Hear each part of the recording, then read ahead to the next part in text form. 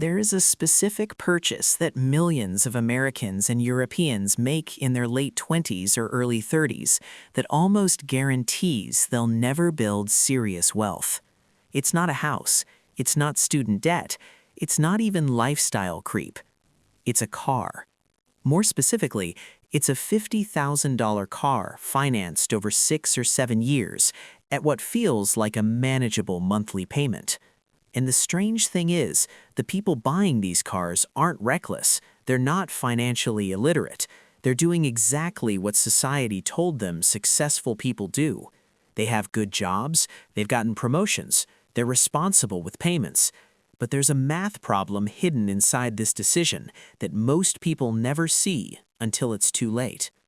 So today, I want to walk through a scenario that's playing out across the US and Europe right now. Not to lecture you, not to tell you what to buy, but to show you what this one decision actually costs over a lifetime, and why financially intelligent people think about cars in a completely different way. Let's create a character. We'll call him Alex. Alex is 29. He lives in Denver, Colorado. He works in marketing and makes $75,000 a year. After taxes, health insurance, and his 401k contribution, he takes home about $4,200 a month. Here's what his life looks like. Rent, $1,400 for a one-bedroom apartment. Student loan payment, $350. Car payment, $720. We'll come back to this. Insurance, $180. Phones, subscriptions, utilities, $250.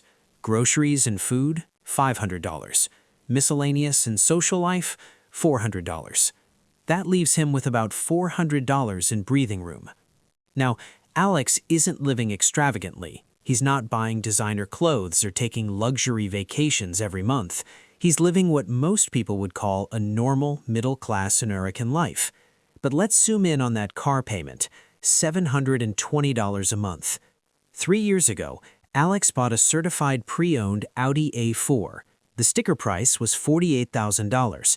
He put $3,000 down and financed $45,000 over 6 years at 5.9% interest. At the time, it felt reasonable. He'd just gotten a raise, his old car had 150,000 miles on it. He wanted something reliable, safe, and let's be honest, something that looked the part. Something that said, "I'm doing well." And here's the thing. Alex can afford the payment. He's never missed one. He's responsible. But affordability and cost are not the same thing. Let's do the actual math on Alex's car. $720 a month for 72 months equals $51,840. Add in the $3,000 down payment, and Alex will have paid $54,840 for a car that was worth $48,000 when he bought it. But it gets worse, because cars depreciate fast.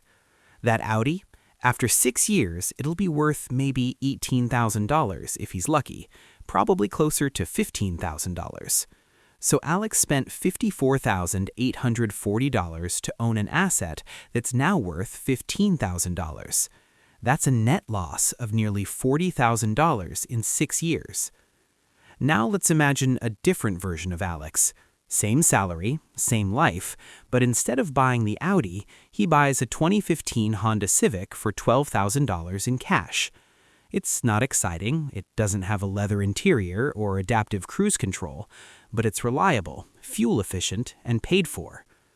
Now, instead of spending $720 a month on a car payment, he invests that $720 into a low-cost index fund. Let's assume a modest 8% annual return, historically conservative for the S&P 500. After 6 years, that monthly $720 investment grows to about $67,000. Same person, same income, same 6 years. One version of Alex loses $40,000, the other version gains $67,000. That's a $107,000 swing in net worth just from one decision. And we haven't even talked about insurance, premium fuel, or higher maintenance costs on the luxury vehicle. So why do smart people make this choice?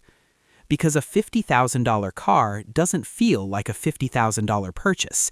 It feels like a $720 a month decision. And $720 a month sounds manageable when you're making $75,000 a year. This is called payment thinking, and it's one of the most powerful psychological tools that car dealers, banks, and marketers use. They don't ask, can you afford $50,000? They ask, can you afford $720 a month? And because humans are terrible at long-term math, we say yes. There's also a second layer: identity. In the US and much of Europe, your car is a visible signal of success. It's one of the few things people see every day. Your colleagues see it in the parking lot. Your neighbors see it in the driveway. Your dates see it when you pick them up. A nice car feels like proof that you've made it. But here's the uncomfortable truth. The car is proof of the opposite. Truly wealthy people, people with actual financial security, don't spend $50,000 on depreciating assets. They spend money on things that grow in value or generate income. The $50,000 car is a signal to others, but it's a liability to you. And the cruel irony is that the monthly payment makes you feel rich while actively preventing you from becoming rich. Now, let's extend this out. Most people don't buy one $50,000 car and stop. They upgrade every 5 to 7 years. Let's say Alex does this 3 times between age 29 and 50. 3 cars, 3 loans, same monthly payment adjusted for inflation. By age 50, he will have spent over $160,000 on cars and have maybe $20,000 in current vehicle value to show for it. But if he had bought modest, reliable cars and invested the difference, that same money compounded over 20 years would be worth over $400,000. That's not retirement. That's not a side hustle. That's just the car decision. And $400,000 is life-changing money. That's financial independence. That's the ability to take a year off. That's the ability to say no to a job you hate. That's freedom. But instead, it went to German engineering and monthly payments. So here's how financially intelligent people think about cars.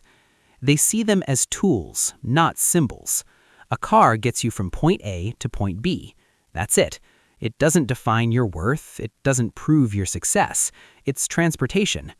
Wealthy people often drive older, modest cars, not because they can't afford better, but because they understand opportunity cost. Warren Buffett famously drove a Cadillac DTS for years. Mark Zuckerberg drove a Honda Fit. These aren't people struggling to make payments. They just don't see the point in burning money on status. And here's the shift. Once you stop seeing your car as part of your identity, the decision becomes easy.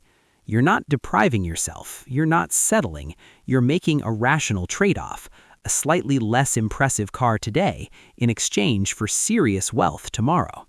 That's not sacrifice. That's strategy. So if you take one thing from this video, let it be this. The $50,000 car isn't just expensive.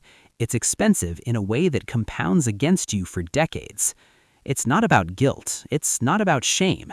It's just math. And once you see the math, you can't unsee it. You don't have to drive a beater. You don't have to hate your car. But you do have to be honest about what it's costing you, not just in dollars, but in freedom. Because the truth is, most people aren't broke because they aren't earning enough. They're broke because they financed their lifestyle before they built their wealth. If this made you think differently about money, consider subscribing. I make videos like this every week. No hype, no shortcuts, just clear thinking about wealth. Thanks for watching.